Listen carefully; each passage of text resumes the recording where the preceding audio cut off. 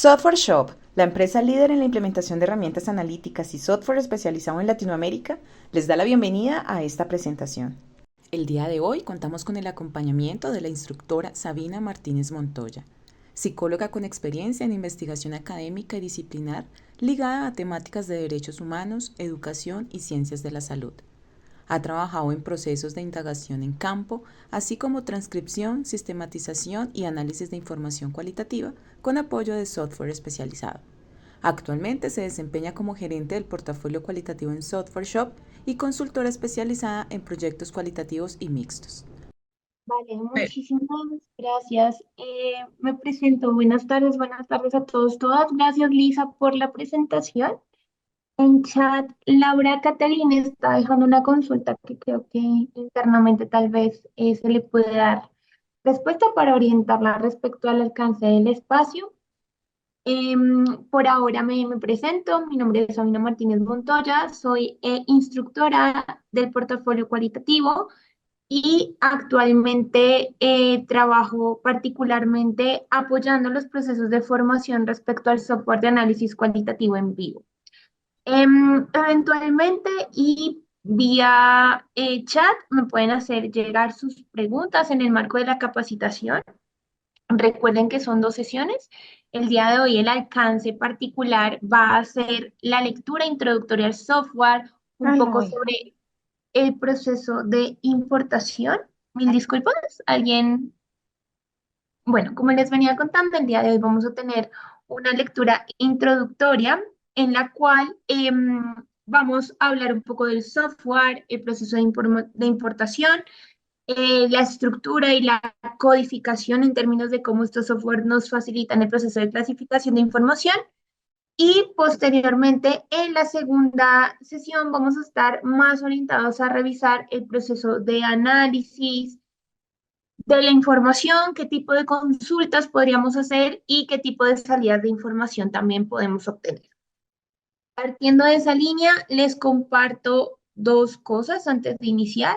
La primera de ellas es un enlace. Aquí simplemente no es un material obligatorio que ustedes tengan que seguir el paso a paso con este material que les compartimos. Es más en caso de que no tener particularmente algún material.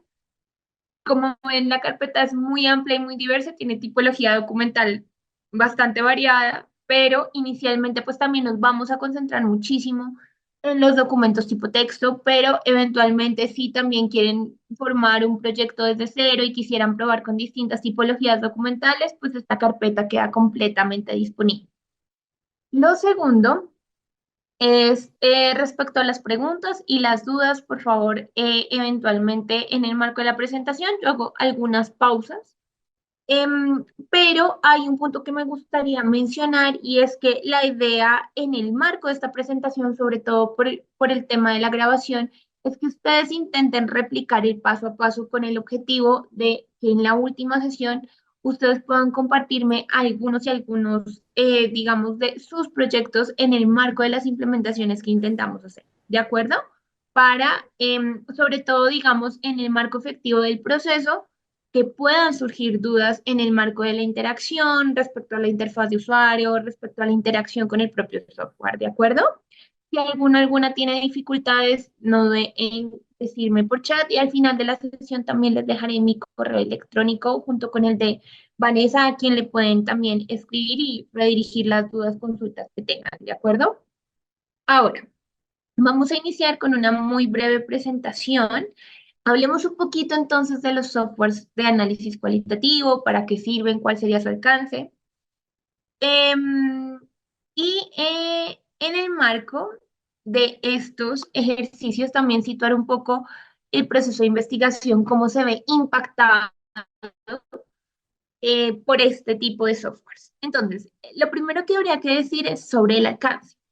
Digamos que los softwares de análisis cualitativo tienen una relevancia. De hecho, esta es una lectura un poquito más transversal, pensando en general en los softwares QDA, que son aquellos encargados del análisis cualitativo y mixto, y que básicamente son, si uno quisiera verlo de esa manera, una caja de herramientas. ¿cierto? Básicamente responden a diversas tipologías y metodologías cualitativas, por lo cual digamos que básicamente favorecen herramientas y facilitan caminos para la implementación de estas metodologías. En esa línea, entonces, estas metodologías cualitativas se facilitan porque el software me permite, por un lado, centralizar la información, capturarla, organizarla, analizarla y facilita también un poquito el proceso de divulgación de información a través de distintos mecanismos, como son las herramientas visuales, pero también facilitando la consolidación de la información para el informe final. Ahora, en el marco y para hacer simplemente un ejercicio contraste, por ejemplo, situémonos en una revisión sistemática de literatura. ¿Cómo la hacíamos antes y cómo la podemos hacer con el uso de este tipo de herramientas? Digamos que hace unos años cuando nos veíamos, yo creo que es una situación que transversalmente todos podemos ser muy empáticos. Cuando teníamos que hacer un ejercicio de análisis bibliográfico, tenemos como varios temas. Lo primero son las demandas al momento de centralizar la información. Era un ejercicio bastante complejo. En la época en que yo solía hacerlo, tenía también como el reto de que mucha de esta documentación era física, había documentación digital, pero básicamente me veía enfrentada a modelos híbridos. Entonces, en muchos de los casos también me tenía que apoyar manualmente del uso de post-it, de resaltadores. Cuando era digital, si el PDF era editable, era maravilloso, pero si no, tenía que enfrentar todo un proceso de digitación. Y generalmente el lugar donde se centralizaba esa información era, por ejemplo, en Excel, en mi caso, que, digamos, adicionalmente yo siento que hay una lectura bastante parcial sobre la optimización de esta herramienta, entonces casi siempre era un uso clásico en términos de generar filas y columnas que me permitieran usar ese ejercicio clasificatorio para básicamente organizar y categorizar ideas. Adicionalmente, si hacíamos trabajo colaborativo, se complejizaba un montón porque eso implicaba hacer estos ejercicios contrastes de matrices infinitas con los colegas o las colegas que estaban en el marco del proceso de investigación. Y finalmente, por ejemplo, para la construcción del informe implicaba volver a migrar esa información. Entonces ya la teníamos en Excel, tocaba volver, o sea, tocaba no. Básicamente lo que se hacía es migrar nuevamente la información a este formato y a reanalizar. Adicionalmente, piensen en esto. A veces los contextos de los segmentos de información no eran lo suficientemente amplios, entonces generalmente tocaba volver a la documentación, al material inicial para tratar de revisar un poco qué es lo que habíamos citado en ese contexto. Entonces, si pensamos en todos ese tema temporal un poco desde claro, hay como unas lecturas que entorpecen un poquito el proceso de análisis y cosas en las que el investigador o la investigadora podría destinar mayor tiempo, se ven, diríamos, eclipsados un poco por estas mini tareas que realmente toman muchísimo tiempo. Entonces, el hecho de que yo pueda centralizar mi información como en un repositorio, que lo pueda consultar, que pueda codificar, recodificar, que pueda generar pequeños bloques, que pueda analizar, buscar concurrencias, hacer filtros particulares de información de acuerdo a unos lineamientos y adicionalmente apoyarme de ejercicios visuales para entender de mejor manera mis datos y apoyar de manera estratégica el hecho de poder de pronto revisar las posibilidades que me da el software para generar mi informe final dentro del mismo, pues optimizan muchísimo el ejercicio y el análisis. Ahora, antes de aterrizar directamente en el software, generalmente podemos recomendar algunas cosas. Nosotros sabemos que inicialmente tenemos algunos temas globales en términos de la metodología. Es decir, comprendiendo que estamos en un ciclo hermenéutico en donde hay muchas cosas que seguramente van, vuelven y hay cosas que hay que revisar. Hay una cosa que es muy importante y es tener una claridad en términos de los objetivos del análisis, un poco concertar qué le voy a preguntar a la información. Y esto, digamos, se apoya muchísimo en la ruta metodológica que yo tengo. Si voy a hacer análisis de teoría fundamentada o voy a hacer un análisis de discurso, voy a hacer un análisis de contenido, una fenomenología, una etnografía, tengo algunos criterios que me van a ayudar como a estimar este tipo de análisis y de tipo de información voy a capturar. Y adicionalmente, por ejemplo, los acuerdos en términos de la generación de objetivos y preguntas de investigación también me van a permitir definir el alcance de mi proyecto para no diluir. ¿Por qué hago tanto énfasis en esto? Porque generalmente cuando llegamos al software y esto está un poco diluido, no está tan claro en nuestra mente, podemos terminar perdiéndonos en el mar de información que podemos generar con Envigo. Como les dije, él tiene como una variedad de herramientas y es muy amplio respecto al tipo de análisis que podemos hacer. Entonces, esa lectura que nos permite aterrizar qué tipo de herramientas vamos a usar antes de ir al software facilita el proceso de implementación del mismo. ¿De acuerdo? Ahora, dicho esto, hablemos propiamente de Envivo. Acerca de Envivo en su versión 14. Sobre Envivo respecto a la experiencia de usuario, por ejemplo, ellos tomaron la experiencia de usuario de Microsoft para facilitar el proceso de aprendizaje. Entonces, ahorita cuando ya estemos interactuando con el software, se van a dar cuenta que en temas de la paleta de colores, de la disposición, incluso para la creación, elección de algunas de las funcionalidades, se inspira de esa experiencia de usuario, lo que busca facilitar el proceso de aprendizaje de los y las usuarias. Adicionalmente, en Envivo 14, digamos que la innovación o el proceso de optimización se hizo creando a través de este módulo que se llama Collaboration Cloud. Mil disculpas ahí por mi inglés. Básicamente es una nube de colaboración que facilita el trabajo en tiempo real.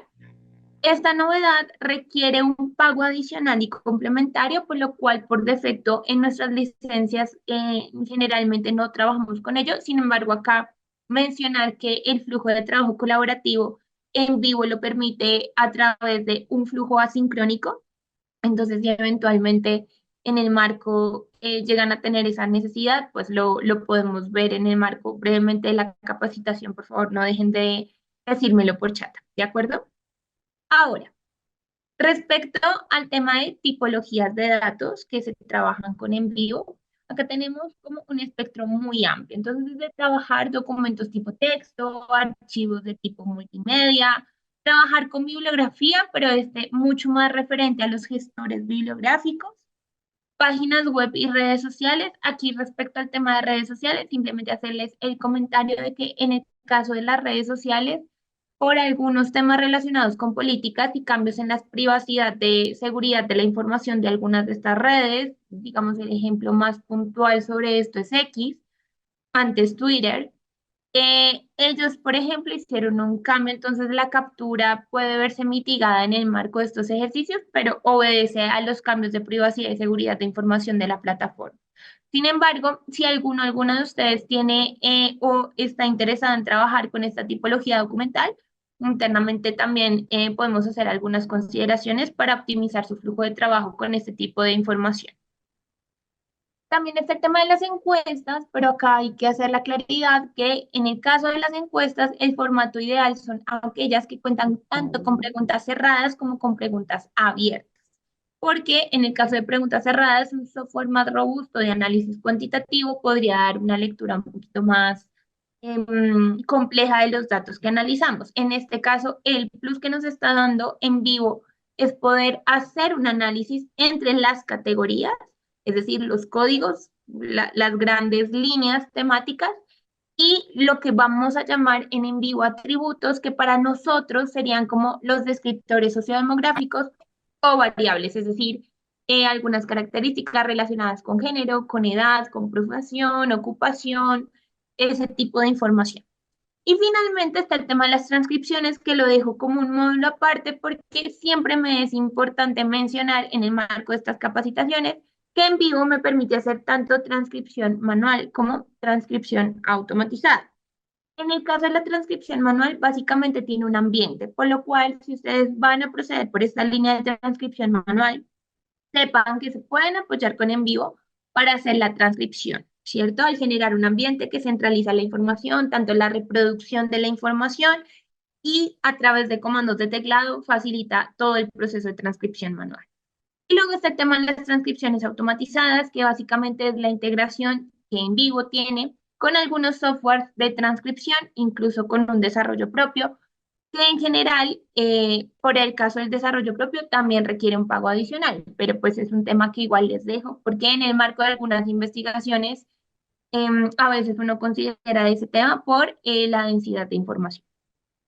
Ahora, en conclusión, básicamente, ¿qué podemos hacer con en vivo? Podemos centralizar y organizar información, segmentar o clasificar información, apoyarnos de la exploración automatizada para hacer el análisis de información y el análisis interpretativo. Y finalmente, toda esta información que yo voy recabando y voy construyendo a partir de todos estos pasos facilitan la consolidación de la documentación o reporte final en distintas salidas de información. ¿De acuerdo?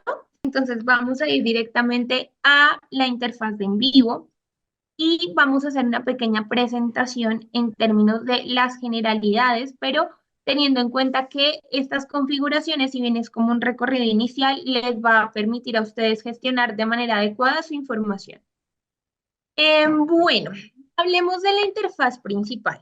Entonces, ¿qué tenemos? Ustedes de pronto si están visualizando, acá me encantaría que me dijeran si tienen acceso al software, porque eso también me permite como delimitar el marco de la viabilidad de, por ejemplo, al final solicitarles de manera voluntaria, por supuesto, un avance del proyecto, pero si eventualmente no todos cuentan con software, podemos hacer al final una especie de evolución, de feedback, para un poco hablar y concertar que el conocimiento, digamos, en este orden de ideas, entonces les voy a familiarizar así un tour súper rápido por la interfaz principal.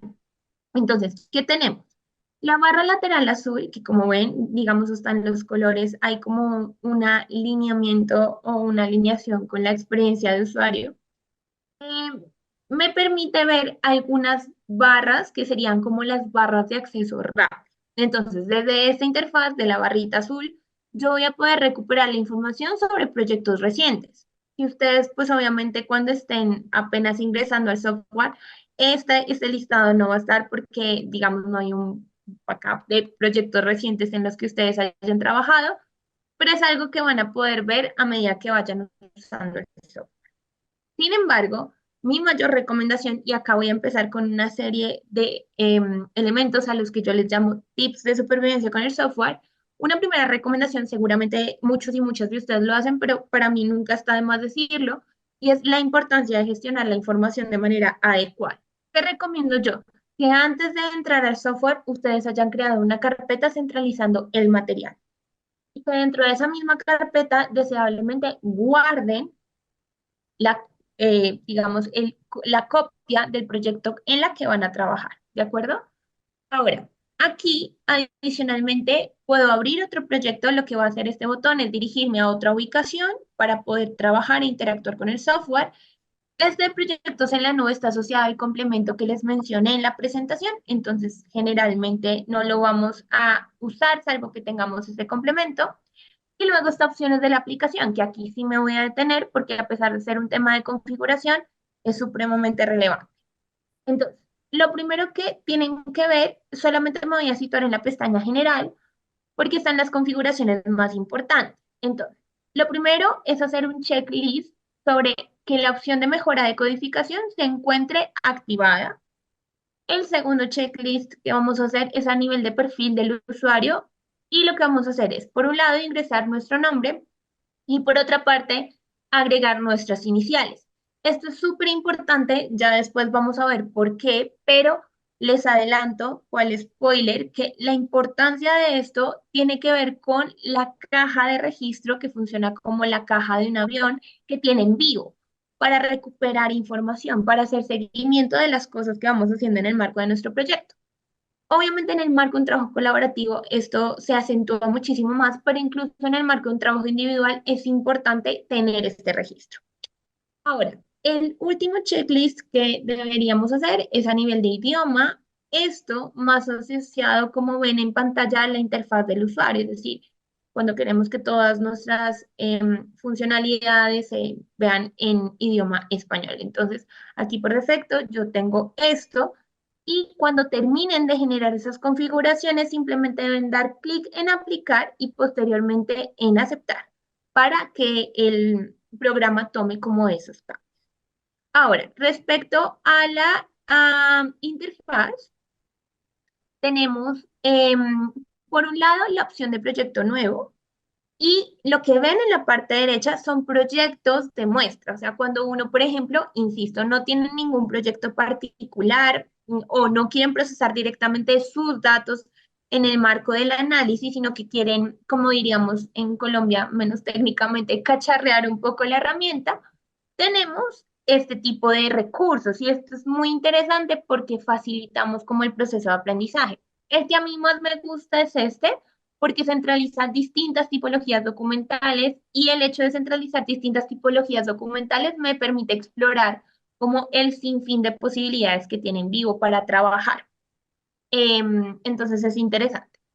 Ahora, en la parte de la derecha vamos a ver los tutoriales, cápsulas informativas que nos dan tips sobre cómo codificar, cómo importar documentos y demás. Y en la otra parte, la última que se llama Aprender y Conectar, hay otro tipo de recursos que facilitan los procesos de aprendizaje, por ejemplo, a través de comunidades y material complementario. Ahora, un tip que también les doy es que desde Software Shop nosotros generamos unos espacios que se llaman webinars y son completamente gratuitos. Estos espacios duran alrededor de una hora y generalmente abordan temáticas puntuales. Por ejemplo, no sé, este viernes va a haber uno de análisis de encuestas. Entonces, ahí ustedes pueden explorar de manera más amplia, si bien es un recorrido, porque igual es un espacio de una hora, pueden familiarizarse un poquito más con cómo se hace trabajo con otro tipo de documentación, en caso de que les interese. ¿De acuerdo? Ahora, dicho esto y haciendo este recorrido por la interfaz, vamos a crear un proyecto. Para eso, intuitivamente vamos a dirigirnos al botón de proyecto nuevo y fíjense que en este caso la creación del proyecto tiene dos pasos. En el primer paso, básicamente vamos a hacer el registro de todos los metadatos. Entonces, por un lado, tenemos el de título. En este caso, yo siempre me ayudo de los metadatos temporales para crear mis proyectos. Entonces, por ejemplo, acá puedo poner proyecto piloto, un minuto. Y el segundo es un poco confuso, pero acá, mejor dicho, dejo la alerta como súper roja, porque como ven, el nombre del archivo en realidad hace referencia a la ubicación del archivo. Entonces, fíjense que yo, por ejemplo, aquí ya tengo mi carpeta centralizada, se llama piloto, y desde ahí voy a guardar esta copia particular. En la descripción, si bien no es obligatoria, es muy deseable. Acá generalmente dejamos el objetivo de la investigación o el alcance, y esto facilita en el marco de cualquier trabajo, uno, que ustedes puedan caracterizar rápidamente de qué iba el proyecto, sobre todo cuando trabajan simultáneamente en varios. Esto facilita un montón. Y cuando están haciendo trabajo colaborativo también, porque a veces hay gente que se suma a mitad de proyecto y este tipo de noticas o de anotaciones facilita mucho que la persona haga un empalme muchísimo más rápido. Ahora, aquí recuerdan lo que les decía de la caja del avión, pues es esta opción la que me permite habilitar que él haga como ese almacenamiento. Entonces le vamos a dar clic acá y siempre va a mantener un registro de las acciones del usuario. De hecho, al finalizar esta sesión, les voy a mostrar un poco cómo se ve ese registro de acciones. Y en la parte inferior, fíjense que ya tengo el idioma, pero en este caso les está hablando del contenido de mi proyecto. En el marco de una revisión sistemática de literatura, yo, por ejemplo, podría tener documentación en español y documentación en inglés. ¿Cuál es la sugerencia en el marco de este tipo de proyectos? Que ustedes hagan una revisión transversal y, por ejemplo, si tienen 10 documentos en español y 5 en inglés, por defecto el contenido debería quedarse en español porque es donde se encuentra la mayor concentración de información. ¿De acuerdo? Ya cuando tengan que usar herramientas automatizadas, por ejemplo, frecuencia de palabras o búsqueda de textos, hay maneras de jugar con estas combinaciones para procesar de manera diferencial los textos de acuerdo a colecciones específicas de palabras. Pero en el proyecto y en el macro proyecto, siempre el idioma del contenido debe ser el que tenga mayor frecuencia. Ahora vamos a dar siguiente y en el paso 2 se habla de almacenamiento y de recuperación del proyecto. Generalmente esta configuración yo, Sabina, sugiero no cambiarla, pero me es importante igual que sepan que lo pueden hacer. Por ejemplo, la primera me dice como que yo prefiero guardar automáticamente el proyecto y que me muestre recordatorios cada 15 minutos para guardar el proyecto. Pero en caso de querer hacerlo manual, simplemente debo activar esto y como ven, toda la otra interfaz queda inactiva. Ahora, en términos de recuperación del proyecto, aquí básicamente están las especificidades. Les cuento. En vivo trabaja con la copia original del proyecto, ¿correcto? Y por debajo él va a crear una copia de seguridad. Esa copia de seguridad generalmente se resguarda en esta carpeta que se crea de manera automática. Usted no tiene que crear nada. Él la crea de manera automática cuando instalamos el software. Y es una manera en la que él puede como mitigar que haya fuga de conocimiento o pérdida de información. ¿Listo? Ahora, en este caso le vamos a decir crear proyecto y a continuación lo que vamos a ver es simplemente la interfaz de un proyecto nuevo. Y básicamente acá tenemos como otras visualizaciones que son importantes y que nos ayudan como a reconocer la información que voy teniendo.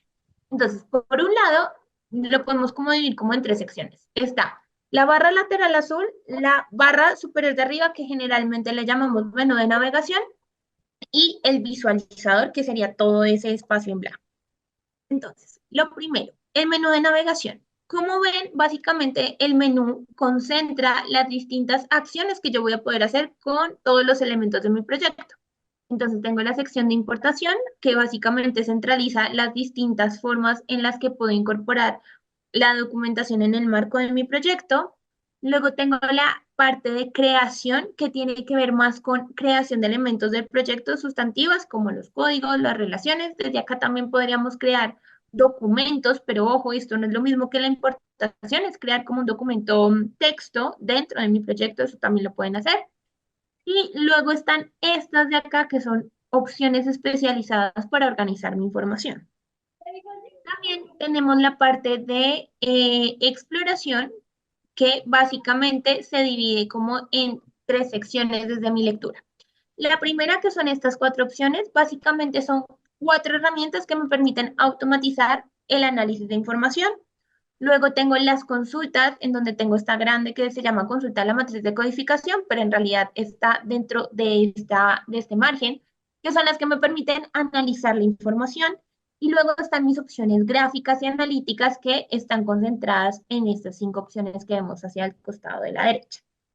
Finalmente, en compartir tenemos las opciones para hacer un adecuado versionamiento del proyecto y de exportación, es decir, salida de información cuando yo quiero compartir, no sé, mi libro de códigos, cuando quiero compartir mi proyecto con otro colega, cuando quiero hacer un versionamiento desde una copia del proyecto, vengo a esta interfaz de compartir y finalmente tengo la sección de módulos que básicamente tiene como todas estas opciones que requieren pago adicional, como la nube de colaboración, transcription y la opción básicamente para agregar información desde algunos gestores particulares a envío. ¿De acuerdo? Ahora, la barra lateral azul. Como yo les decía, las barras laterales azules generalmente son barras de acceso rápido.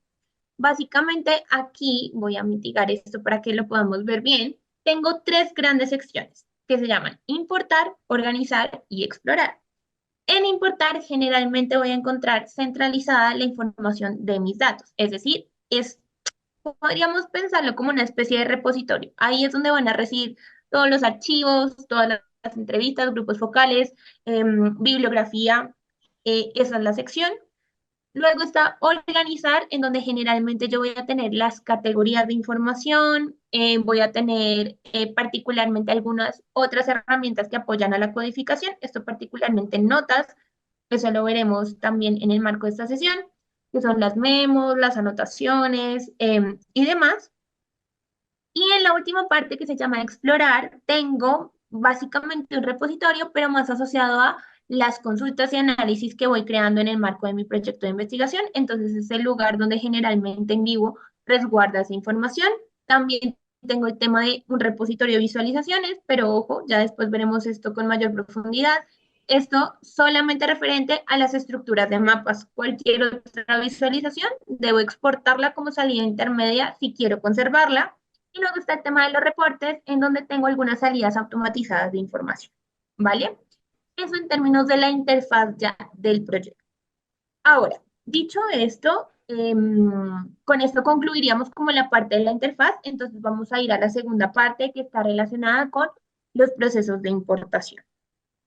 Para ello, lo que vamos a hacer es navegar a través de nuestra barra de acceso rápido y nos vamos a ir a la sección de datos, generalmente a archivos. Entonces, en archivos yo voy a subir la información. Para eso, una vez que ya estoy situada aquí, me voy a mi menú de importar. Y en importar, y acá entonces viene otro tip de supervivencia, fíjense que a veces navegar es bastante sencillo. Yo, para, digamos, tener un alcance de lo que hace un botón particular, simplemente debo posicionarme en ese botón y como ven hay una pequeña leyenda. ¿Por qué me gusta hacer el ejemplo con este? Porque fíjense que cuando yo uso la palabra archivos, ¿en qué pensamos generalmente? En documentos tipo texto. Pero si leemos la descripción nos damos cuenta que en efecto esa opción sube archivos tipo texto, pero también es el encargado de subir archivos de tipo multimedia. Entonces, audio, video, imágenes también se suben a través de esta visualización.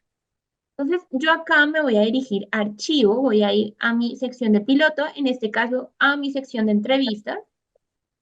Aquí voy a hacer la selección masiva, que la hago muy sencillo. Simplemente selecciono el primer documento y con Shift sostenido en mi teclado, selecciono toda la información. Esto porque los documentos textos, digamos, tienen la facilidad de dejarse subir de manera masiva. Ya vamos a ver que hay algunas tipologías documentales que no necesariamente me lo van a permitir, pero en el caso de los documentos texto lo puedo hacer. Fíjense que posteriormente, una vez seleccionados del ordenador, yo voy a tener esta interfaz con este cuadro emergente que simplemente me dice, ¿quieres importar esa información? Y al hacer clic en importar, simplemente él va a procesar y va a traer toda la información. Entonces, una vez que la traiga, vamos a replicar nuevamente el proceso, esta vez con documentos de bibliografía para situar algo y básicamente para refrescar el proceso. Entonces, nuevamente vamos a archivos. Esta vez voy a ir a piloto, pero a mi carpeta de bibliografía y desde aquí voy a seleccionar dos de mis documentos. Aquí voy a darle a abrir, nuevamente importar. Y voy a hacer un último ejercicio, pero esta vez usando otra ruta que no es esta. También podríamos hacer clic derecho y como ven, en clic derecho hay un menú emergente y una de esas opciones es importar elementos.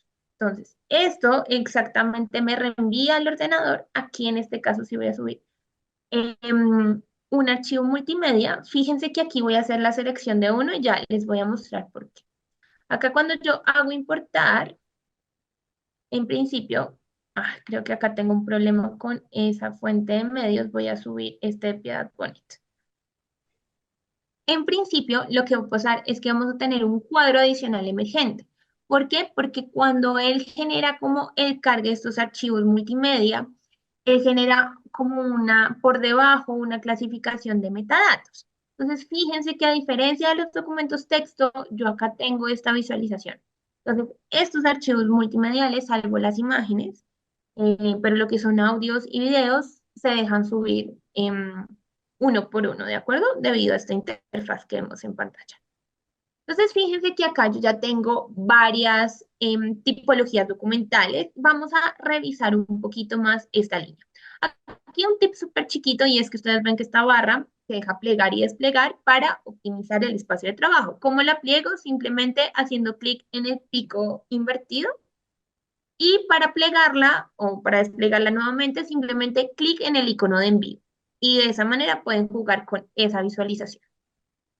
Ahora, aquí en términos de la información, fíjense que el icono, aquí no parece muy importante, pero el icono me ayuda rápidamente a ubicar tipologías documentales. Los tipos textos son como una especie de hojita con algunas líneas. PDF, por ejemplo, usa su logo clásico y súper identitario. Y en el caso de los audios, por ejemplo, fíjense que tengo una pequeña bocina que rápidamente me sitúa en que este archivo que tengo es un archivo multimedia, pero tipo audio. Ahora, adicionalmente tengo dos columnas que hablan de códigos y referencias. En este caso, por ahora no los voy a, digamos, complicar mucho por acá, pero generalmente lo que vemos en códigos es el número de códigos asociados a ese documento particular y en referencias lo que veo es el número de segmentos de información que se han extraído de ese documento particular. Ya vamos a aterrizar de mejor manera esto para que sea más comprensible para todos y todas. Adicionalmente, también tenemos los metadatos de modificación y como ven, aquí la importancia de habernos renombrado en la primera parte, ¿no? Ahora, esto en términos de la importación, como ven, es un proceso bastante sencillo, bastante intuitivo, no tiene mayor complicación. Ahora, en el marco de este ejercicio, fíjense que yo en la parte inferior puedo rastrear el número de elementos que tengo. Acá es obviamente una implementación supremamente sencilla, yo solamente tengo 9 elementos, 9 documentos. Pero, ¿qué pasa cuando yo tengo que trabajar con 50 documentos? La navegación se puede ver completamente entorpecida por estar bajando, revisando, por tener distintas tipologías documentales. Entonces, hay una opción para organizar la información que facilita un poco la lectura y la interacción. Esto no está pensado como para organizar necesariamente analíticamente, aunque serviría. Acá les pongo un ejemplo muy chiquito. Por ejemplo, yo puedo tener una investigación en términos de los modelos de educación de aceleración y puedo hacer un contraste de manera global en el territorio, en Colombia, y quiero hacer como las perspectivas de cómo se implementa ese modelo de aceleración en el Caribe, en el Pacífico, en Orinoquía, en Amazonía y en la zona andina. Entonces, yo podría generar una clasificación a través de un sistema de carpetas que me permita centralizar esa información estratégicamente desde el momento uno. Pero a lo que voy es que no necesariamente esa organización tiene que ser analítica o temática, ¿sí? Puede ser bastante más gruesa. Por ejemplo, la que yo voy a hacer aquí. Y es crear una sección de carpetas que me permitan visualizar cuáles son entrevistas, cuáles son PDFs y cuáles son audios. ¿Cómo lo hacemos? Directamente desde la barra azul nos vamos al menú Archivos y con clic derecho vemos el menú emergente, elegimos Carpeta nueva. El nombre podemos poner entrevistas, descripción, vuelve y juega, no es obligatorio, pero si es deseable, entonces acá puedo poner tipología documental, tipo. Y como ven, apenas hago clic o hago clic en aceptar o hago enter, la carpeta aparece en la parte inferior. Vamos a hacer esto 2 veces más, bibliografía. En este caso yo estoy optando por la mayúscula fija, aquí tipología documental, en PDF, aceptar, y la última que serían audios, y acá ponemos tipología documental, multimedia, ¿cierto? En esa línea, por ejemplo, ya he creado mis 3 carpetas. Ahora, ¿cómo hago para arrastrar la información y empezar a clasificar? Es bastante sencillo. Nuevamente me posiciono en el primer documento y con Shift, mismo principio, voy a hacer esa selección masiva. Una vez que hago la selección masiva, puedo básicamente simplemente hacer un ejercicio de arrastre. Y es con clic izquierdo sostenido, llevo y hago arrastre. En este caso quiero que pertenezca a la carpeta de entrevistas, entonces simplemente la cubro. ¿De acuerdo? Mismo ejercicio. PDF, selecciono, arrastro, suelto. En este caso, que es el único que tengo, escojo, arrastro y suelto. ¿Listo? De esa manera ya habrán organizado y va a ser una manera más óptima para interactuar con su proyecto, para saber qué tienen y organizar. Básicamente esto mejora la visualización y el acceso a los recursos. Ahora, un tema que es muy habitual y es, bueno, ustedes organizaron esto, hicieron eso, clasificaron su información, cerraron el archivo y al día siguiente lo abren y tienen este panorama.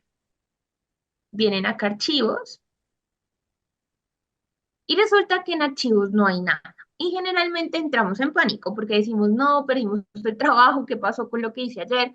Pero un tip, siempre tengan en cuenta que cada vez que hay como esta especie de icono, implica que hay un menú desplegable. Entonces recuerden que en la carpeta central ya no hay nada porque lo que hicimos fue organizar todo a nivel de las subcarpetas. ¿De acuerdo? Entonces, para que lo tengan presente, si eventualmente usan este tipo de organización, para evitar, digamos, tener ahí algunas angustias innecesarias, diría.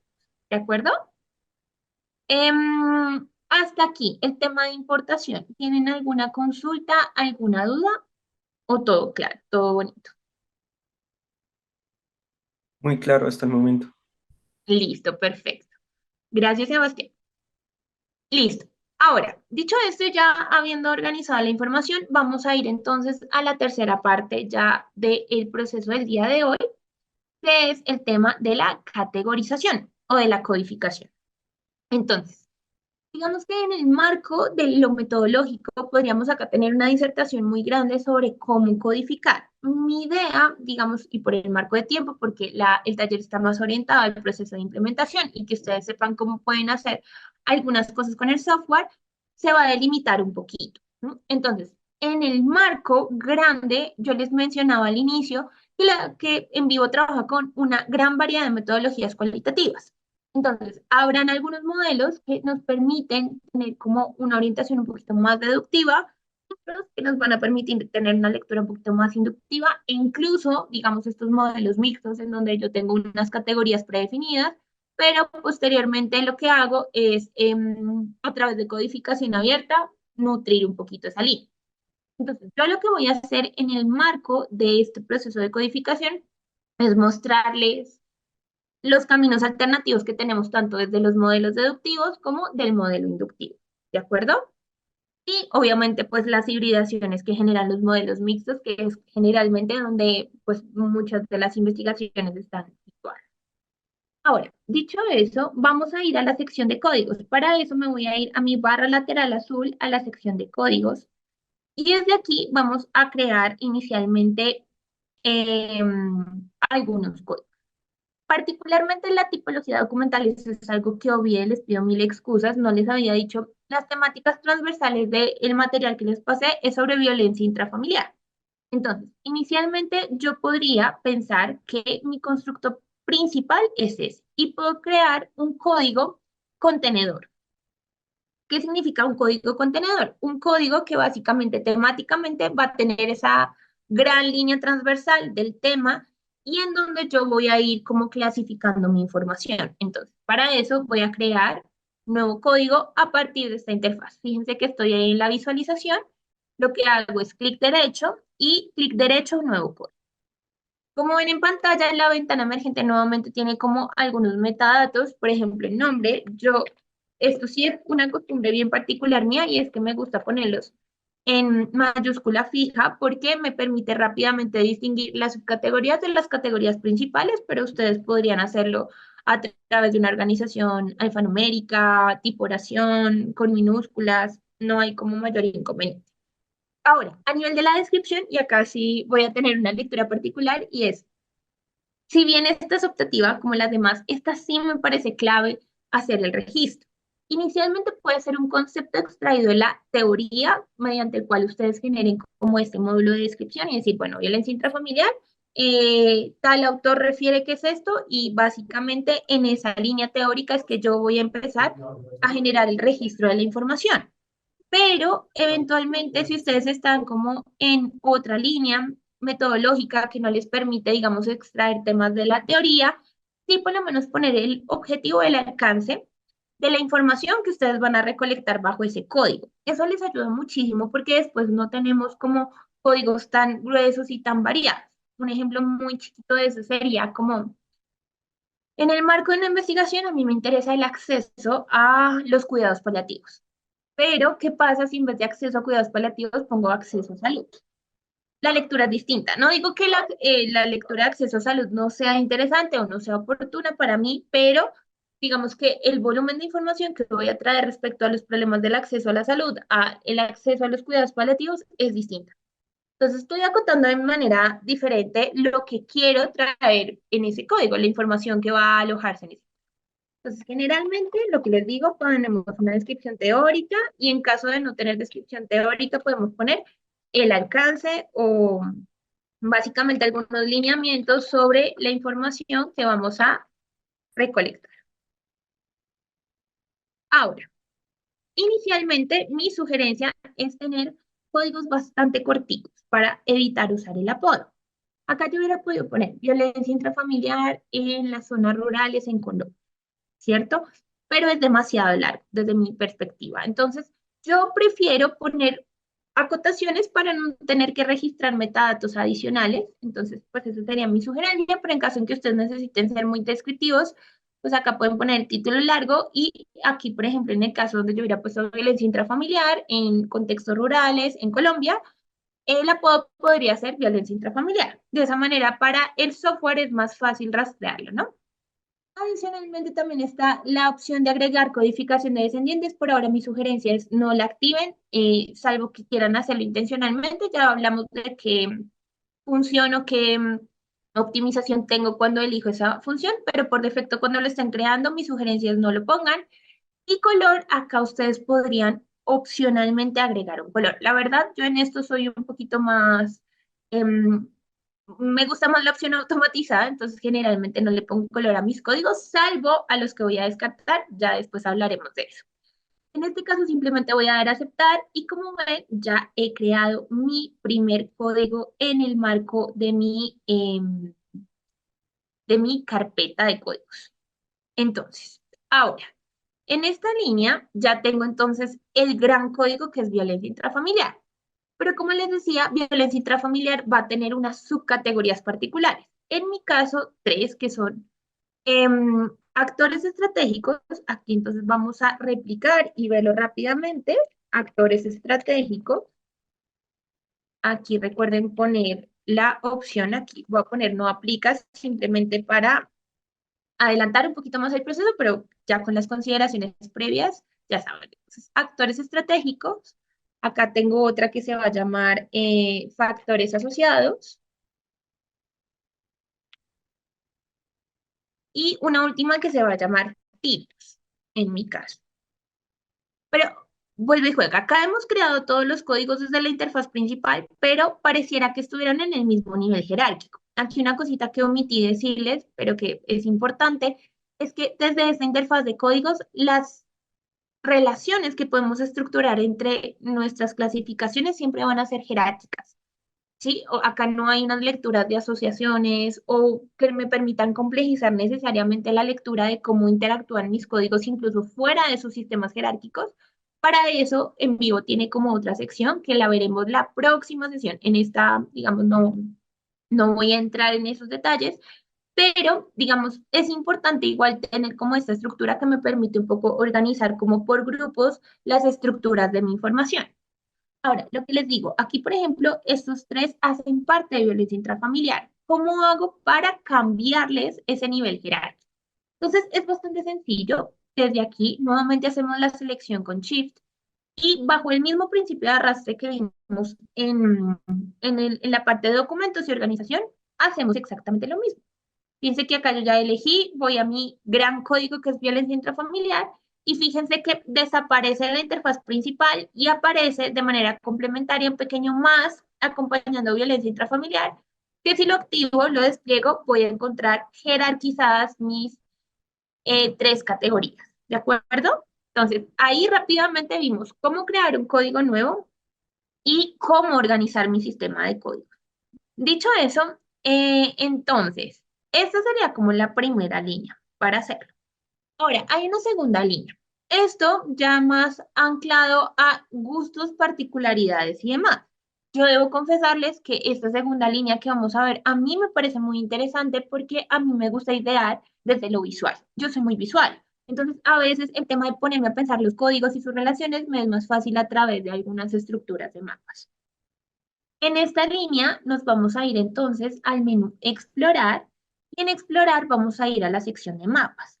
En mapas vamos a activar la segunda opción que se llama mapa mental. Aquí nuevamente vamos a tener como la opción de ingresar los metadatos a los que ya estamos acostumbrados. En este caso yo voy a poner mapa de códigos y nuevamente la descripción totalmente opcional, pero acá yo voy a poner estructura de mi libro de códigos. Una vez que veo esto, fíjense que la ubicación me dice que va a quedar en el repositorio de mapas. Entonces, este, por ejemplo, es una visualización que se guarda. Aquí ya particularmente le voy a dar a aceptar y en la interfaz voy a tener esta visualización. Fíjense que esta visualización me permite construir un pequeño mapa mental con mi estructura. Entonces, aquí vamos a replicar un poco el ejercicio, pero vamos a hacer algunas modificaciones en el marco de la creación de esta visualización para que podamos tener como un alcance respecto a cuál sería la diferencia y por qué hay pluses. Entonces, acá vamos a poner el concepto principal, que es violencia intrafamiliar. Aquí inicialmente creo que hay algo que debo aclarar y es dos cosas súper importantes más asociadas como con la interacción de la herramienta. Lo primero es, fíjense en algo que es muy importante. Cada vez que ustedes activan una funcionalidad particular que está dentro del marco de los menús principales que ya navegamos, ustedes van a tener lo que yo llamo menús emergentes. ¿Cómo identifico un menú emergente? Porque si se fijan, los menús emergentes tienen una pequeña línea de color amarillo, naranja, depende de cómo lo estén viendo, en la parte superior. Eso implica que es un menú temporal, ¿sí? Que está asociada a la herramienta con la que estamos trabajando. Entonces, esta les va a mostrar como unas opciones particulares para trabajar con esta estructura. Y adicionalmente para el mapa de códigos, esto generalmente está habilitado, pero nunca está de sobra mencionar que es importante que esta ventanita que se llama editar esté activa para que podamos trabajar. ¿Listo? Entonces, aquí yo puse violencia intrafamiliar, fíjense que necesito como acomodarlo de mejor manera para que esto se vea estéticamente bien. Entonces, ahí ya generé como mi primera lectura de violencia intrafamiliar. Ahora,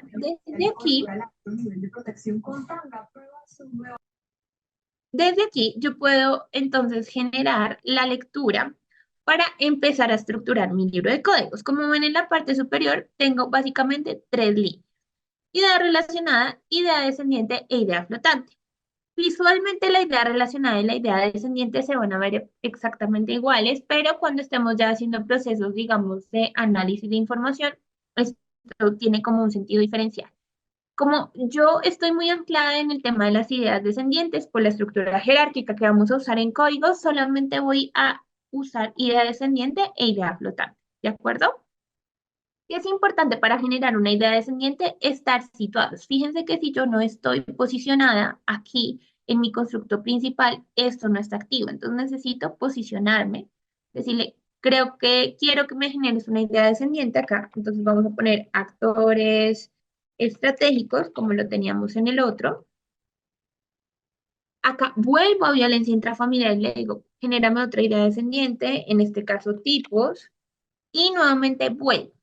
¿Qué pasa si yo no vuelvo o no retomo mi constructo principal? Les voy a mostrar a continuación. Acá, por ejemplo, la última idea descendiente son factores asociados.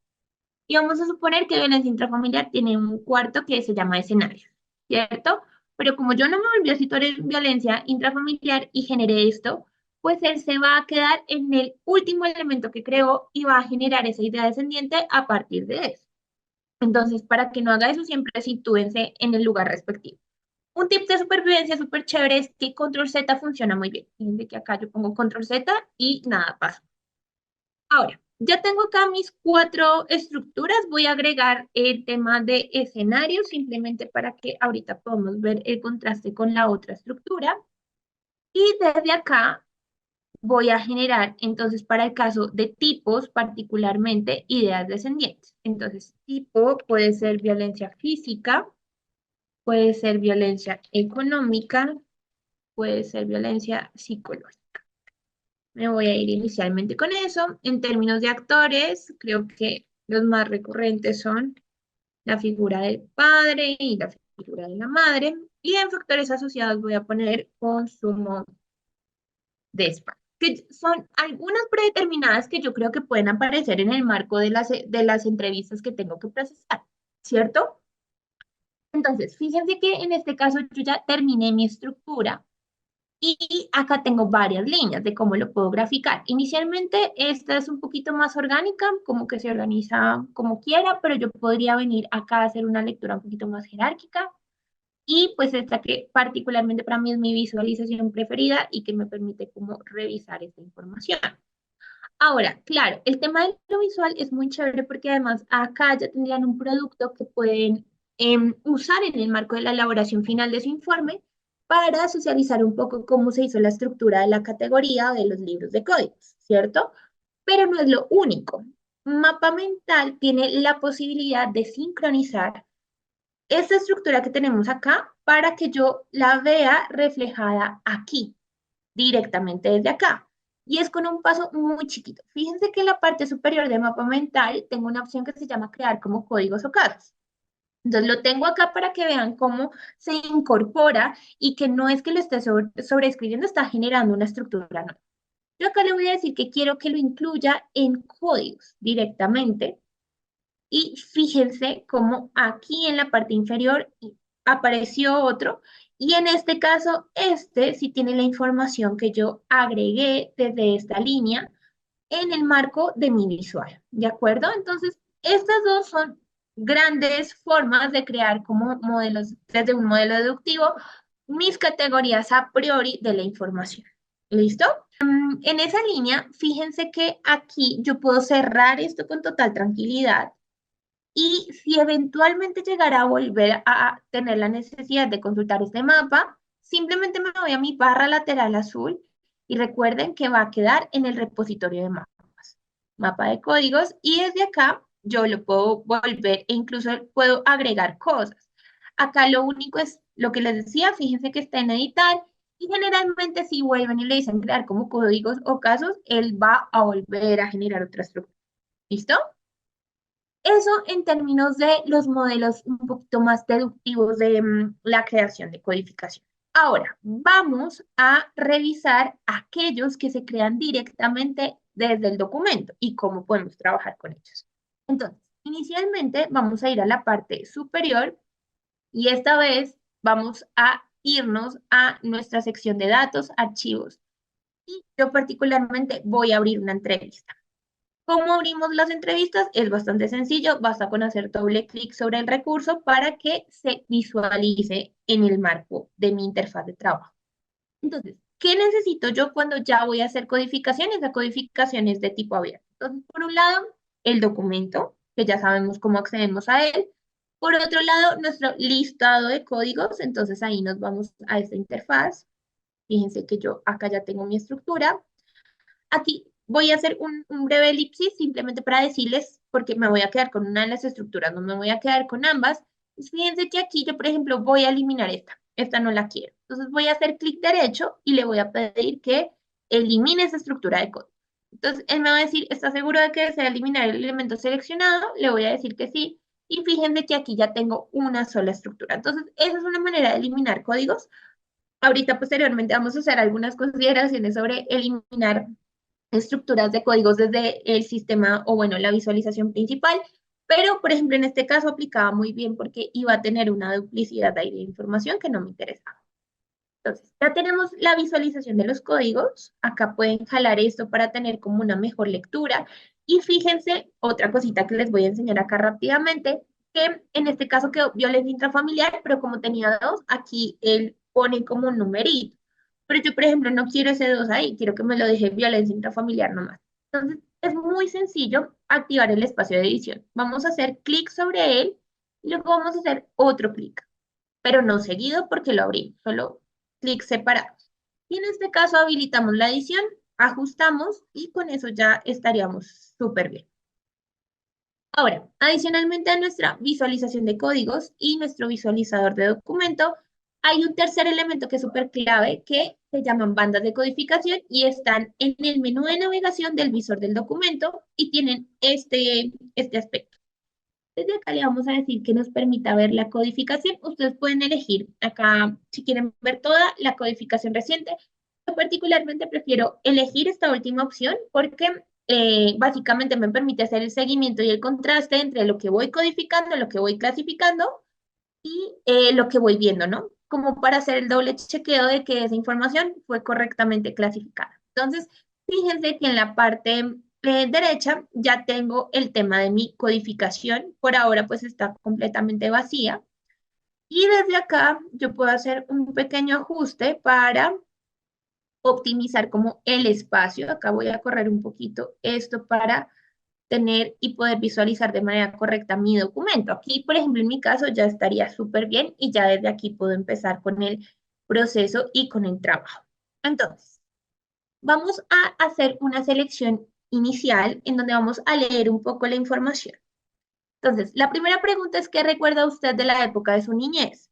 Si se fijan, acá hay un párrafo largote, pero transversalmente este párrafo tiene algo en común. Y es que está haciendo referencia a una etapa puntual, que es la infancia de este participante o de esta participante. Bueno, aquí otra elipsis, momento ahí de interrupción, simplemente para que vean cómo en vivo me va acordando de los recordatorios. En este caso, fíjense, le voy a decir que sí, y ya ahí él hace el proceso de guardado automatizado que lo ven en la parte de abajo y, por ejemplo, está haciendo el proceso de...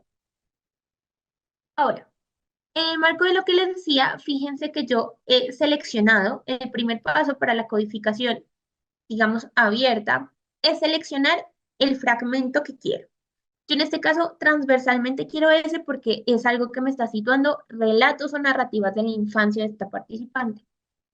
Y una vez que ya termino de hacer como esta selección masiva, hay una barra en la parte inferior, en este caso se llama codificar en, y aquí yo voy a poner el nombre de mi código.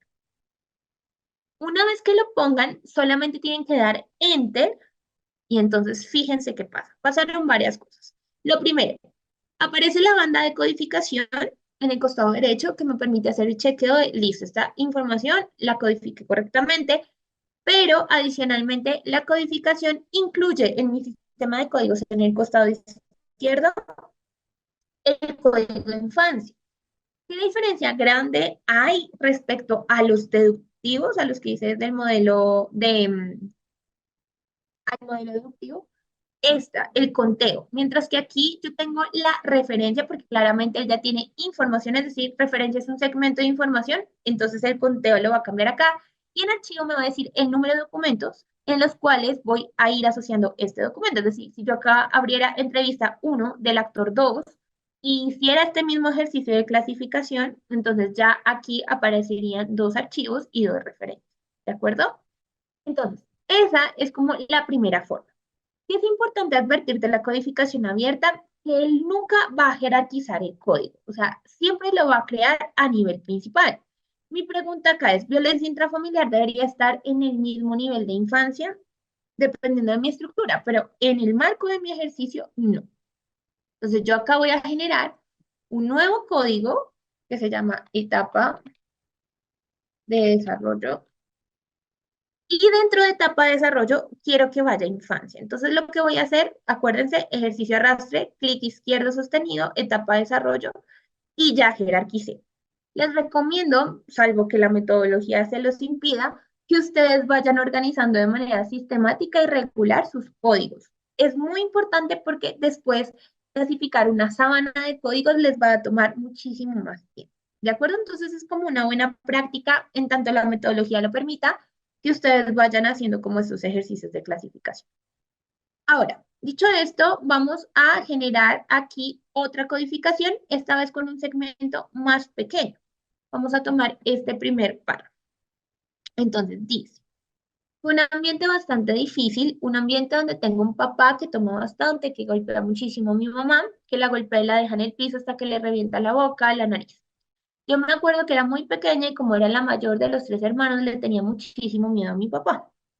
Entonces, veamos dentro de lo que tengo qué cosas son nuevas y qué cosas, por ejemplo, ya tengo yo en el marco de mi información. Por ejemplo, acá está hablando de papá, mamá, pero hay un nuevo actor que aparece que son los hermanos. Vamos a ponerlo por acá.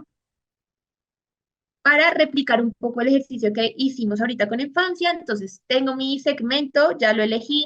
Voy abajo, codificar en hermanos, enter, y veo cómo aparece en la interfaz principal. Aquí de una vez voy a hacer el proceso de jerarquización y lo llevo a actores estratégicos para tener esta visual. Bueno, acá fíjense que se me olvidó que tenía con todo mayúscula fija y acá podría poner hermano para renombrar simplemente. Fíjense cómo también él toma el cambio directamente en la bandita de codificación.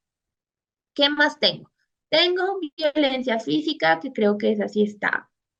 Y fíjense aquí, física está. En factores asociados me están diciendo que el papá consumía, bueno, tomaba muchísimo alcohol, entonces desde acá puedo ir a consumo de spa también.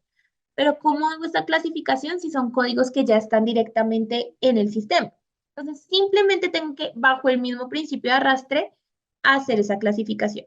Con clic izquierdo sostenido, arrastro, por ejemplo, acá voy a llevar a consumo de spam, y fíjense acá cómo crea y en la bandita de codificación.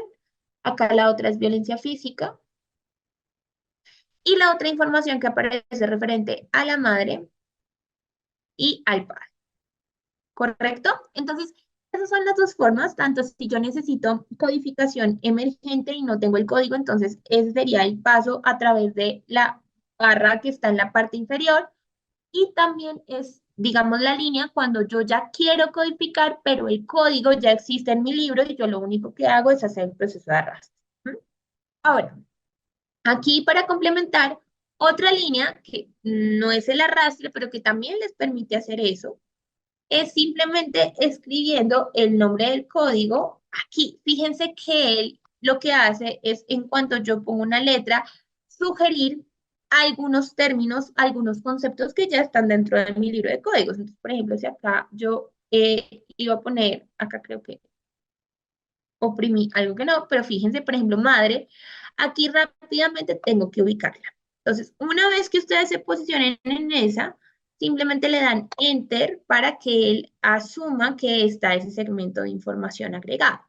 Aquí hay una pregunta muy válida que me pueden hacer, ya lo vamos a ver a continuación, y es que en principio cuando se cree el código de madre, se va a ampliar el contexto, si yo me posiciono acá, pero si se fijan, madre no tiene, no se sumó otra referencia. Alguna tiene hipótesis de por qué. Básicamente es porque él interpreta que esto es un segmento, es el mismo segmento de información. Para que él interprete que son segmentos distintos, yo tendría que pararme en uno que no fuera consecuente. Por ejemplo, fíjense aquí, madre, y en este caso cuando haga la codificación, aquí a nivel de referencia sí se va a sumar este segmento de información como independiente, entonces ya no voy a tener una, sino dos referencias. ¿M? Entonces, como lo ven acá, las banditas de codificación rápidamente me permiten rastrear que son dos segmentos distintos y solamente por si quedaran dudas, a nivel de referencia, también veo que hay dos segmentos de información.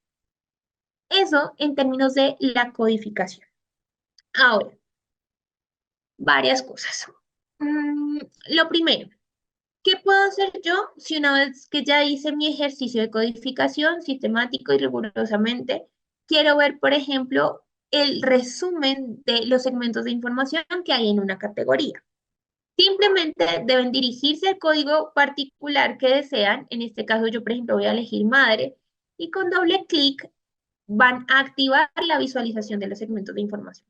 Fíjense que aquí, por ejemplo, cuando hago doble clic, lo que me muestra es que tengo, por un lado, el documento, ¿cierto? Acá me estaría dando el metadato del documento y me está diciendo, mira, en ese documento hay dos referencias que hablan de mamá, ¿cierto? Entonces, esto es supremamente interesante porque a veces cuando yo necesito hacer análisis de la información, lo que necesito rescatar son estos resúmenes estratégicos de información para poder hacer como un consolidado, tener una lectura transversal sobre cuál es el rol de la mamá en escenarios de violencia intrafamiliar. Ahora, una parte en particular, aquí cerré y debí dejarlo abierto, es el tema de eliminar codificación. ¿Cómo me doy cuenta que, por ejemplo, un segmento de información que cree con antelación ya no me hace ningún sentido en el marco de la categoría? Para eso me voy a apoyar de esta línea particular. Fíjense que yo acá tengo madre. Voy a decir, este tiene una concurrencia, que es la que estamos viendo acá, porque además de madre puedo ver como esta, si ven, me muestran los otros códigos donde está asociada. Obviamente acá no aparece la bandita de madre porque pues estoy en el resumen de código de madre, pero aparecen todas las otras codificaciones que están asociadas particularmente a esas referencias. Entonces, fíjense que yo en este caso digo como, bueno, esto de consumo de spa tal vez me parece que no está bien interpretado, quiero eliminar esa codificación de esta primera referencia. Entonces, ¿qué opción tengo? Voy a seleccionar toda la referencia y con clic derecho voy a pedirle que borre la codificación. Ustedes ven que el menú de borrar tiene tres opciones. Voy a ir por la más gruesa, pero la más segura. O sea, aquí no hay, se mitiga un poco el tema de la equivocación. Borrar la codificación los va a llevar a cabo. Inicialmente ustedes van a creer que esto no funciona o que está inactivo, pero no. Es una manera para que, digamos, de en vivo, para facilitar que ustedes rastreen el código asociado. Entonces, si yo despliego acá y vuelvo a desplegar, en este caso yo quiero desvincularlo, fíjense que este sí aparece activado. Y la línea es como un poco la estructura en donde básicamente hemos generado esa clasificación. Entonces, aquí yo doy consumo spa, doy aceptar y fíjense que desde esa interfaz ya no aparece más consumo de espacio. Entonces, es una manera para borrar esa información. Acabo de dar control Z para mostrarles las otras dos. En la segunda opción, yo lo que tengo es un pequeño listado. Entonces, yo puedo borrar la codificación en códigos recientes si la hice, pues como su nombre lo indica, hace muy poco tiempo. Puedo venir aquí para hacer como ese ejercicio de filtro. Entonces, por ejemplo, acá está consumo de spa y puedo hacer eso y voy a tener el mismo resultado visual. El problema, digamos, y la razón por la que les muestro la más grande es porque no siempre hacemos estos ejercicios, o sea, codifiqué y vine a revisar, no. Yo hago una codificación masiva y después cuando voy a resúmenes de código voy a necesitar eliminar alguna información que tal vez no me hace sentido. Entonces, por eso es como la línea. Acá nuevamente control Z para mostrarles la última opción. Aquí nuevamente referencia número 1, clic derecho y en este caso borrar codificación en código. Entonces, fíjense qué pasa cuando lo hago desde acá. Básicamente le estoy diciendo que el código en el que está presente en estos momentos, que es madre, quiero que lo quite. No borro la codificación de todo lo demás. Fíjense que si me voy acá a mi documento y voy bien arriba, acá aparece toda la otra codificación asociada a ese segmento de información. La que desaparece es madre, que es la que estaba directamente acá. ¿De acuerdo? Entonces, esa, digamos que también se usa mucho cuando estoy directamente en el resumen de código y estoy haciendo como una lectura masiva, particularmente sobre la pertinencia de este código respecto a los segmentos de información. Entonces, esa última sirve muchísimo para esos casos. Pero yo sugiero que, aunque sea un poquito más dispendioso, la primera opción cuando hay que hacer algo un poquito más delicado, más particular, sea la que empleen en el marco de su depuración del libro de código. ¿De acuerdo? Eso en términos de borrar los segmentos de codificación. Por favor, tengan mucho cuidado con borrar, y acá voy a tomar el tema de borrar códigos desde el sistema principal. Porque, ¿qué pasa? Hay algunas personas que dicen, ay, no, yo ya no quiero tener el código, pero a lo que se refieren un poquito más es que no quieren ese segmento de información asociado a ese código y vienen aquí y eliminan esta información y eliminan esta información y no solamente están quitando ese segmento de información, sino que si había más segmentos de información en esa categoría, van a eliminar todo masivamente. Entonces, preferiblemente no eliminar información desde ahí me parece oportuno. Incluso, y acá experiencias de muchos y muchas colegas que nos ha pasado, y es un poco anclada en el tema de que la investigación es un ciclo hermenéutico, ustedes pueden enfrentarse a lo siguiente, y es, no sé, el día de hoy que este consumo de spam me hace todo el sentido del mundo. Entonces uso la categoría, agrego muchos segmentos de información, pero mañana cuando voy a analizar, digo, bueno, tal vez no me funciona tanto, no lo eliminen. Acá eso es un tip de supervivencia mío, no lo eliminen.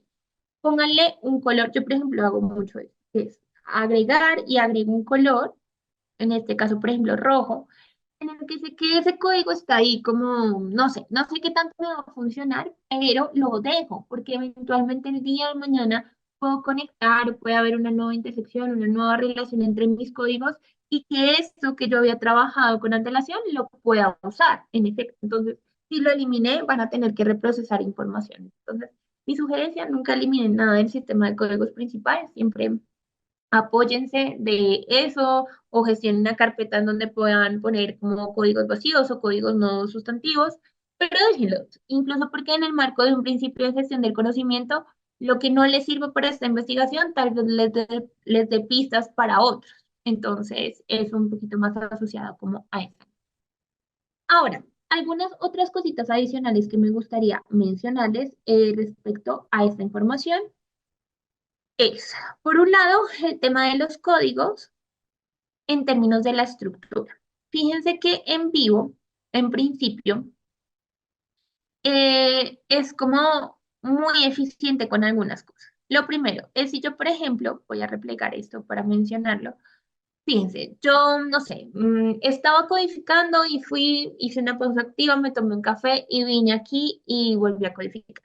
Y bueno, por despiste no tengo las bandas de codificación a la mano. Y quiero volver a clasificar esa información que ya clasifiqué en madre. Fíjense que no lo permite, porque él detecta que ese segmento de información ya fue incorporado. Entonces, él no nos permite la duplicidad de segmentos de información. ¿Cuándo permite segmentos o duplicidad de segmentos de información? Si, por ejemplo, exactamente este pedazo estuviera en una parte inferior, porque lo que hace es leer como la ubicación del texto. Entonces, si exactamente esto está más abajo, él lo va a duplicar porque no va a lograr detectar, porque no hace una lectura de caracteres. En lo que hace es una lectura de espacio, de ubicación. Solo en esos casos puede haber duplicidad de información, pero el resto tienen muy mitigada esa parte. Ahora, una cosa importante respecto a la duplicidad de códigos, ¿cierto? Acá puedo pasar por varias cosas. Fíjense que yo tipos tengo física, pero voy a hacer un piloto en el que estoy trabajando con Diego, por ejemplo. Diego está trabajando conmigo colaborativamente, pero él, en vez de ponerle física a este tipo de violencia, puso y creó el siguiente código. Permítanme un segundo mientras termina de guardar. A veces el tema del rendimiento y la optimización, este es un tema particular. Yo la verdad es que tengo un computador que lo tengo pues demasiado, tengo varios softwares, entonces para envío a veces es un poquito fuerte de trabajar, pero una recomendación que sí les puedo dar es tratar de optimizar que toda la memoria, la capacidad de memoria, esté concentrada en vivo cuando están trabajando, o sea, que no tengan como información que de pronto no están trabajando actualmente abierta, pues no es como que entorpezca y no vaya a funcionar en vivo, pero sí pueden optimizar su funcionamiento en tanto reduzcan el tema de la memoria del computador, ¿de acuerdo? Entonces, en este caso, fíjense que voy a crear un nuevo código que se llama violencia. De hecho, no, voy a poner el siguiente. Sí, voy a poner física. ¿Y qué pasa? Pues que ya tengo una linda duplicidad. En realidad estoy haciendo referencia exactamente al mismo segmento de información. Pero ¿qué pasa? Si yo hubiera puesto aquí, fíjense aquí, nuevo código y pongo física, él detecta que hay uno que ya pertenece y que se llama física, básicamente por la forma, ¿sí? Pero, por ejemplo, no detecta mayúsculas y minúsculas. Para él, eso es como una línea distinta. También es distinto si yo creo uno punto física. Eso también lo va a crear porque no va a detectar que es distinto a este y a este. Entonces, una recomendación, sobre todo cuando hacen trabajo colaborativo, es ponerse de acuerdo respecto a cómo van a denominar los códigos. Parece una bobada, pero aquí no es que en vivo no tenga como la capacidad para unir esos códigos, la tiene. Pero imagínense, aquí va a ser cero grave porque tengo tres códigos fusionarlos, va a ser fácil. Pero si yo tengo que hacer esto con 80 códigos, ya ahí no es tan fácil ni estoy optimizando mi flujo de trabajo. Entonces, en esa línea es súper importante que lleguen a esos acuerdos sobre la denominación de los códigos, sobre la organización, si lo van a hacer alfanumérico, si lo van a hacer, van a respetar tildes o no respetar tildes, como todas esas cosas influyen en el marco de la creación de los. Ahora, para la fusión, que me parece súper importante, voy a abrir ambos. Fíjense que en este caso tienen dos referencias distintas, ¿cierto? Y este directamente no tiene ninguna referencia. Bueno, Yolima. Sí, correcto, listo. Perdón, estaba leyendo los comentarios, pensé que habían preguntitas. Entonces, inicialmente, ¿cómo podemos trabajar con este tema? Acá física, por ejemplo, no tiene nada, pero entonces voy a hacer acá un truquito y es el siguiente. Fíjense, voy a enlazar esto acá. Entonces, se supone que cada uno tiene un segmento de información. ¿Qué pasa? Cuando nosotros hacemos fusión de códigos, lo que va a pasar es lo siguiente. Yo voy a tener, por un lado, la información nueva agregada, pero esa información que él encuentra común entre una y otra no la va a duplicar, él la va a fusionar, ¿cierto? Entonces, aquí voy a hacer el proceso, fíjense que para fusionar lo que es bastante sencillo, simplemente voy a venir acá, voy a cortar este primer código y, por ejemplo, yo quiero fusionar todo en este que se llama física. Me voy a posicionar en ese que dice física, voy a dar clic derecho y voy a dar en fusionar en el código seleccionado. Aquí inicialmente por defecto dejen anclado todo esto con el checklist activo, le dan a aceptar y fíjense que aquí ya directamente desaparece ese resumen de código. Si voy acá a física, ya aparece la información y ustedes ven y solo hay una cobertura. Es por eso una referencia, perdón. Y es por eso que les decía hace un rato, hay una sola referencia porque él identifica que el segmento que estaba en el otro código era exactamente igual a este. Entonces, él no va a duplicar esa información, sino que la va a fusionar. Vamos a ver caso distinto con este de física, que sí tiene una referencia completamente distinta. Entonces, fíjense acá, yo lo que voy a hacer es cortar, vengo acá, me posiciono, clic derecho, fusionar en código seleccionado y aquí aceptar. ¿Listo? Y fíjense ahí cómo condensó en principio la información. Aquí insisto en que la línea, por ejemplo, de el grueso de información tienen que tener como lecturas o párrafos diferenciales. Acá no cae en la cuenta, pero como es una línea, fíjense acá, física, claro, son segmentos pegados, entonces él identifica que todo eso es un segmento, por eso nos saca dos referencias. No voy a caer en la cuenta de eso, pero básicamente es la lectura por la cual no tengo dos referencias separadas. Bueno, eso dicho entonces respecto como al tema de las codificaciones y algunas buenas prácticas que yo siento que pueden facilitar el proceso de navegación en el marco de la interfaz y del software. ¿Listo?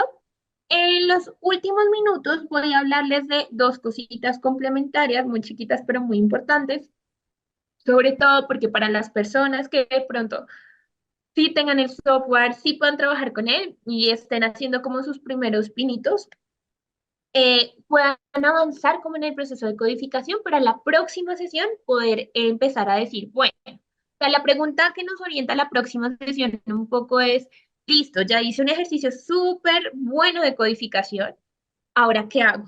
¿Qué más hago una vez que ya clasifique esta información? Ahora, algo que debo mencionarles y que es muy importante, miren, la codificación, esto que acabamos de hacer es donde más nos va a concentrar, donde más tiempo vamos a ocupar, pero es la base de todo lo demás. Una buena codificación nos va a permitir hacer buenas consultas, buenos cruces de información. Entonces, no importa si es donde nos demoramos, porque a la final el producto, el tema de cómo van a ser las visualizaciones, los contrastes de información, van a requerir como que ese haya sido un ejercicio arduo y como muy detallado, ¿de acuerdo? Entonces, dicho eso, vamos a hablar un poco de otras herramientas que apoyan a la codificación. Y aquí les comparto brevemente un poco en la perspectiva del fabricante. Cuando nosotros hacemos procesos, no sé de pronto quiénes de ustedes habrán hecho transcripción manual, que les tocará así como o con pedal, bueno, y demás. En el marco de una investigación, uno empieza a tener ideas de análisis en el momento en que está transcribiendo. Incluso si ustedes fueron los que hicieron las entrevistas, entonces desde el momento en que se hace la entrevista, uno empieza a tener algunos insights, algunas apreciaciones. ¿Qué pasa? Que cuando yo estoy en el marco de ese ejercicio y no centralizo esa información en ningún lado, antes eran como los post-its y entonces yo dejaba el este, pero entonces si el post-it se despegaba, se dañaba, era una idea que se fugaba. Entonces, fuga de conocimiento. Entonces, en vivo le apuesta a que no tengamos fugas del conocimiento. Tenemos algo importante que registrar, aunque estemos en la primera etapa del proceso, lo podamos dejar registrado con el objetivo de poder apoyar ese ejercicio de análisis. Entonces, tenemos básicamente tres elementos particulares. Aquí vamos a ver transversalmente los tres así muy brevemente. El primero tiene que ver con los comentarios, que son muy parecidos, lo que les decía, a la interfaz, por ejemplo, de la experiencia de usuario de Office. Aquí yo, por ejemplo, simplemente debo dirigirme al icono principal, decirle añadir anotación y como ven me abre un pie de página. Estos comentarios están pensados para hacer algunas anotaciones propias a ese segmento particular. Es decir, en esta, digamos, es flexible en términos de su implementación. Acá no hay un deber ser en cómo lo tienen que usar, pero digamos que no es aconsejable tener una lectura súper robusta y analítica a través de este material o de este recurso, como que está más pensado para hacer alguna señalización. Si, por ejemplo, hay algo que tengo que tener en cuenta en términos de la implementación o el uso del idioma, yo entonces puedo venir acá y hacer esa precisión. O si, por ejemplo, tengo que hacer una revisión un poquito metodológica, pero muy puntual, como no sé, por ejemplo, tengo que revisar el documento de X autor para corroborar o para ampliar esta información, ¿cierto? En el marco de un ejercicio bibliográfico, por ejemplo. Entonces, están pensados para eso. Ahora, como ven en la parte que estamos visualizando en estos momentos, las otras herramientas no pelean con la codificación, es decir, yo puedo tener codificación y puedo tener un comentario asociado, eso no va a reñir nunca en el marco del ejercicio analítico, ¿de acuerdo? Ahora, por ejemplo, en esta línea yo ya creé mi comentario, ya lo tengo acá, ustedes van a ver que cada vez que yo creo un comentario se va a poner o se va a destacar como con un color azulito bien particular. Pero en términos de optimizar mi espacio, esto podría ser un poquito estorboso. Entonces, ¿yo qué puedo hacer? Puedo venir aquí. Ay, perdón, que nuevamente está guardando automáticamente y como le ocupa tiempo, nos podemos demorar un segundo. Pero mientras carga, decirles que esto lo puedo visualizar o puedo elegir no visualizarlo. En este caso, fíjense que acá ver anotaciones tiene un checklist en la parte izquierda y si, por ejemplo, lo desactivo, estoy dejando de ver esa visualización. No significa que haya eliminado el comentario, significa que ya no estoy viendo la interfaz de abajo donde se sitúa ese comentario, ¿cierto? Entonces, para volverlo a ver, simplemente hago nuevamente clic, ver anotaciones y se va a desplegar nuevamente el comentario o la anotación. ¿Listo? Ese es el primer recurso. El segundo recurso es el tema de los hipervínculos. Entonces, en esta línea tengo esta opción. Aquí actuamos bajo el mismo principio. Fíjense que es la selección, clic derecho y en este caso enlaces. Entonces, aquí hay como dos líneas. Hay vínculos a documentos existentes, como son estos dos, cuando yo quiero generar como un vínculo interno de un recurso, es decir, de un elemento del proyecto a otro elemento del proyecto, o hay la opción de hacer hipervínculos, que generalmente lo hacemos a través de los memos, que serían como el tercer elemento. Los memos, que es a donde me voy a ir particularmente ahorita, se encuentran en la sección de notas en la barra de acceso rápido.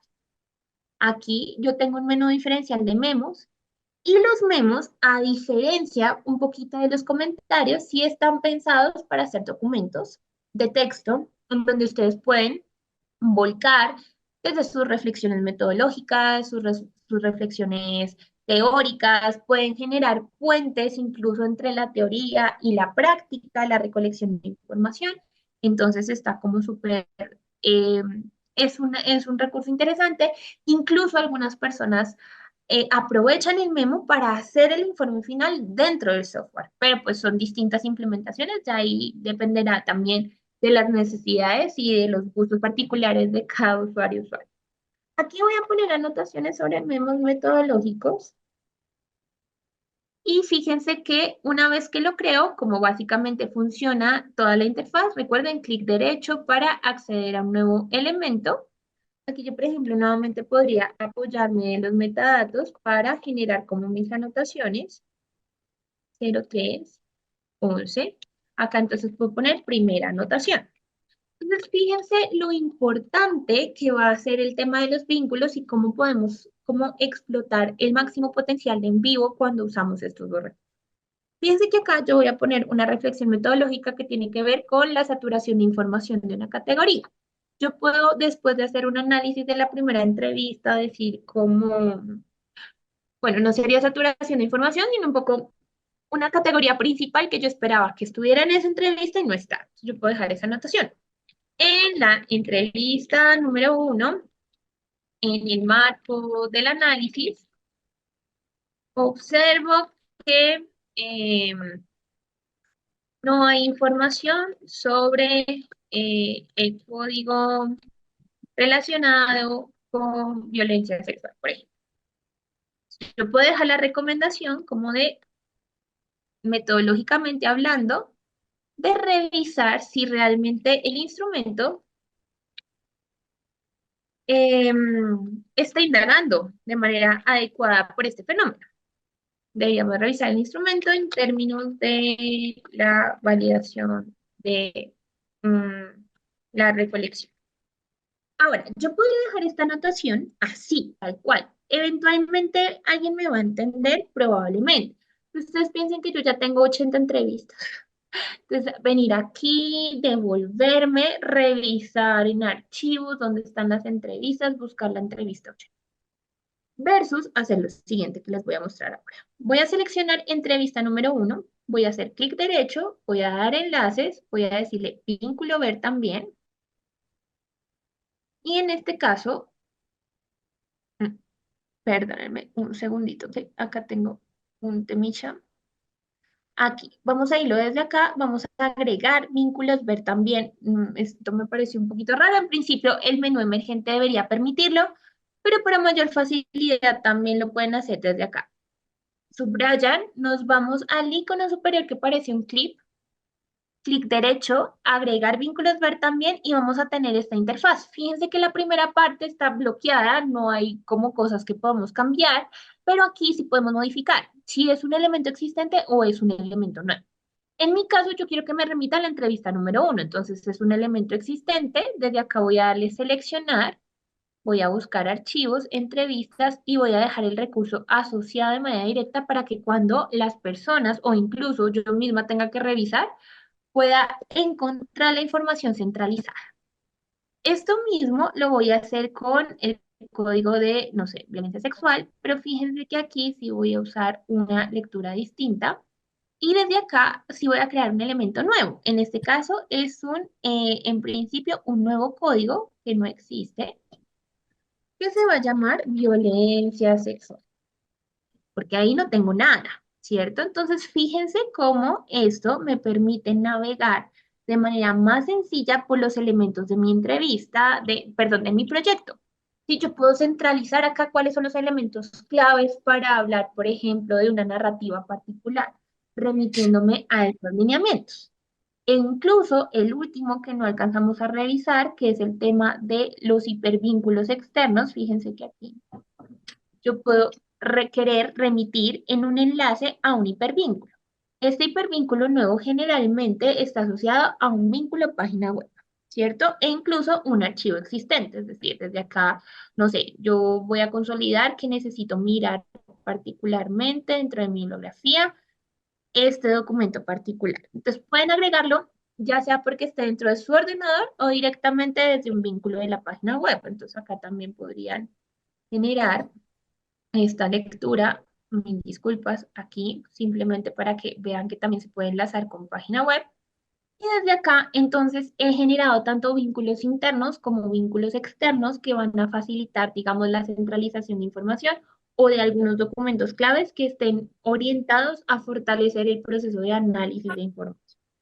¿De acuerdo? Últimos minutos antes de cerrar y hacer la recapitulación de lo que vimos el día de hoy. Recuerden que les tenía como el pendiente o la promesa particular de mostrarles un poco la línea de cómo funciona la caja del piloto de la información que va generando en vivo para que ustedes la tengan presente. Vamos a ir al menú archivo y desde archivo vamos a ir a la opción de abrir registros de eventos del proyecto. Fíjense que en mi caso, él ha ido monitoreando todo lo que yo he hecho desde estas columnas. Entonces, tiene el registro del metadato del momento en que creo. Tengo adicionalmente el filtro del tipo de elemento, por eso los iconos son supremamente importantes. Luego tengo el nombre del documento, los archivos, el evento relacionado con la creación, modificación y eliminación. Por acá lo tengo. ¿Mm? Luego está el detalle en el que me dice, ah, mira, tú has codificado, tú has renombrado, tú has movido. Entonces el nivel de detalle es grandísimo respecto a las acciones del usuario. Y finalmente tengo el nombre, que por eso es súper importante hacer toda la primera parte, porque desde esta línea yo puedo ir documentando y hacer seguimiento a las cosas de mi propio proyecto. ¿Por qué esto es importante? Porque cuando yo hago un versionamiento, si eventualmente en el marco de ese versionamiento perdí algo de información, este tipo de caja me dice como, mire, este proyecto sí tenía esta información. Además, porque bueno, yo acá hice una navegación súper manual, pero fíjense que desde acá ustedes pueden implementar algunos, algunos filtros para arrastrar información información estratégica, ya sea por usuario, ya sea por evento, ya sea por ubicación. Entonces, claro que es una herramienta que a mí me parece particularmente interesante porque mitiga ese tema de la pérdida de información. ¿Listo? A todos, muchísimas gracias nuevamente. Y voy a hacer una recapitulación muy chiquita, sobre todo para las personas que no estaban viendo sincrónicamente, para que también tengan como la hoja de ruta de lo que hicimos el día de hoy. Entonces, básicamente, la primera parte estuvimos orientados a familiarizarnos un poquito más con el software de análisis cualitativo, entender cuáles son los alcances, en dónde, por ejemplo, entra de manera estratégica apoyar estos procesos de investigación. De manera complementaria hicimos un aterrizaje directamente en el software para entender su interfaz, entender la interfaz del nuevo proyecto. Hicimos procesos de importación y procesos de clasificación de la información desde modelos deductivos y modelos inductivos. Y finalmente estuvimos revisando otras herramientas de apoyo a la codificación. La próxima sesión, que será de hoy en 8 días, va a estar muy orientada a revisar bajo la pregunta que mencionamos hace unos momentos. ¿Qué hacemos después de que ya hicimos el proceso de codificación? ¿Qué tipo de análisis consultas nos provee y facilita en vivo para hacer estos tipos de análisis? Y obviamente salidas de información, que es estratégico también conocer. ¿Listo? A todos, todas, muchas gracias. Ha sido un placer acompañarles y nos vemos la próxima semana. Para mayor información respecto al software o en temas relacionados, no duden en contactarnos a través del correo electrónico entrenamientos@software-shop.com o visitar nuestra página web www.software-shop.com.